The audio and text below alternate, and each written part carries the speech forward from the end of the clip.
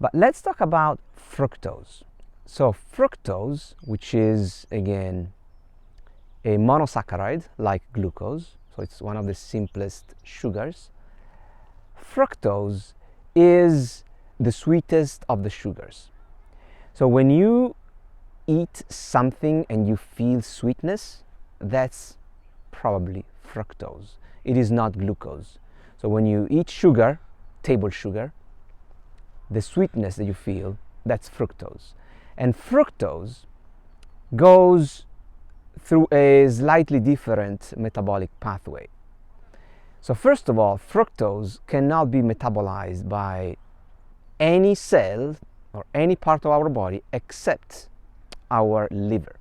So almost 100% of the fructose that you ingest, the liver will need to deal with it. So fructose can actually, through a series of processes, join the glucose pathway at a certain point and provide energy. But the problem is that if you are like us, like modern human beings, in a hypercaloric, hypercarbohydrates environment, it means that the glucose metabolic pathway is already full. So fructose cannot accrue anything to that. So it goes straight into de novo lipogenesis in the liver. So 100% or close to 100% of the fructose that you ingest will go straight to fat, straight to de novo lipogenesis in the liver, which means fat, which will cause non-alcoholic fatty liver and ultimately visceral fat, which apparently is the most dangerous of the fat. And also through a process that is not really clear to me, and for now I just accept it as a truth. I will add plenty of links in the description as reference. This creation of fat, so the de novo lipogenesis of fructose, contributes to insulin resistance in the liver.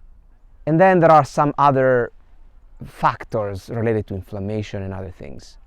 But basically, if you think about when you ingest table sugar, again, table sugar, sucrose, is 50% glucose, 50% fructose. So if you ingest sugar, table sugar, then 50% of that fructose will go straight to the liver.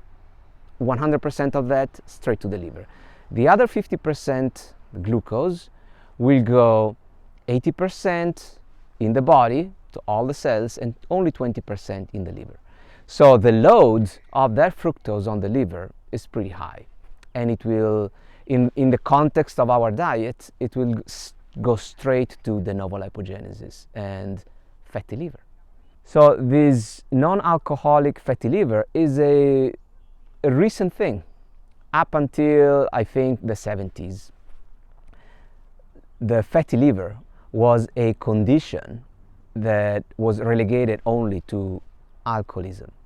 And now from the 70s, our table sugar consumption, or let's say fructose in many forms, consumption went up, and we as a species developed this new fantastic condition called non-alcoholic fatty liver. Even kids have non-alcoholic fatty liver. Think about that. All right, so we discovered what glucose does, we discovered what fructose does. So let's talk about alcohol. And why am I lumping alcohol with the sugars? Well, alcohol is the product of the fermentation of sugar. And in particular, if you think about wine, fructose. And it happens that ethanol, which is alcohol, basically goes through the same pathway, metabolic pathway, as fructose. So basically fructose in our liver will have a few steps that for alcohol or ethanol happen outside of our body, like the fermentation of sugar. But after that, they are the same exact pathway. So when we ingest alcohol, roughly 20% of it goes to all our cells, and basically intoxicates us. It goes into the brain, and 80% of it goes into the liver and gets metabolized by the liver through the same mechanism as fructose. And in a condition, in a modern individual that eats a lot of carbohydrates, a mixture of glucose and fructose, then if you understood what fructose, the metabolic pathway of fructose in those conditions, then you understand that alcohol will basically go straight to the novo lipogenesis and fat in the liver and in your abdomen, contributing to visceral fat. So that's why there is this condition of alcoholic fatty liver. And that is why you can see people that walk around with these big bellies, seemingly normal or slightly overweight body, like skinny legs, skinny arms, or slightly overweight arms, but this huge belly.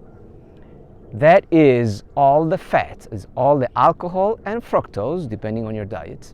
If you ingest a lot of alcohol every day, then it's all going straight into your fat, into your abdomen. That's it. So hopefully my videos, this one included, give you hope, give you some of the information that you need, and will push you to research a little bit more and find a way to create a step-by-step plan that you can then implement on your own. If you cannot do it on your own, as usual, I'm here. You can contact me, we can talk, and I can give you some hints, tips and tricks. And still, if you really need help, you can hire me as a coach, and then I can help you out. All right, that was a lot of information, and there is a lot more. Our body is a very complicated machine. But anyway, I hope this was useful. As usual, if you like the video, hit the like button on YouTube, subscribe to my channel, and share it with family and friends that might have this problem and might need help. And I hope to hear from you soon. Bye.